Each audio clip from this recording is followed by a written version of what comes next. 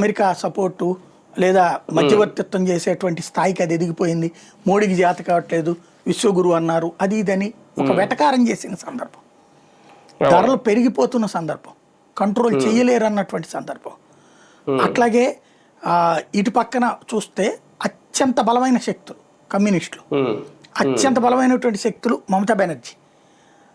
అసలు ఇంకోటి, ఆ ప్రాంతాలలో భారతీయ జనతా పార్టీ నామమాత్రపు ఉనికి శతాబ్దాల పాటు, దశాబ్దాల పాటు. బెంగాల్లో 2011 దాకా కూడా సున్నా బీజేపీ. 2011లో కూడా మమతా బెనర్జీ గెలిచింది 2011 ఫస్ట్ టైం, అప్పుడు కూడా సున్నా. ఒకసారి సాధారణంగా మనకి ఇక్కడ చూడండి పార్టీలు, ఇప్పుడు చిరంజీవి పార్టీ ఒకసారి అయ్యాక వెళ్ళిపోయింది, పవన్ కళ్యాణ్ పార్టీ ఒకసారి అయింది, రెండోసారి అయింది, మూడోసారికి వచ్చేటికి ఎవరితోనో కలవకపోతే మనం బతకలేమనే పరిస్థితి వచ్చింది. అదే అక్కడ సింగిల్గానే పార్టీ కంటిన్యూ చేసుకొచ్చింది.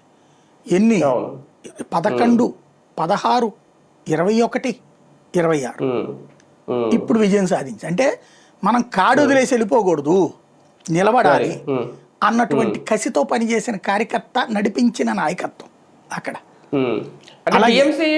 టీఎంసీ పూర్తిగా పట్టు కోల్పోలేదు అని అనుకోవచ్చా? 41% ఓట్ బ్యాంక్ ఇంకా ఉంది వాళ్ళకి.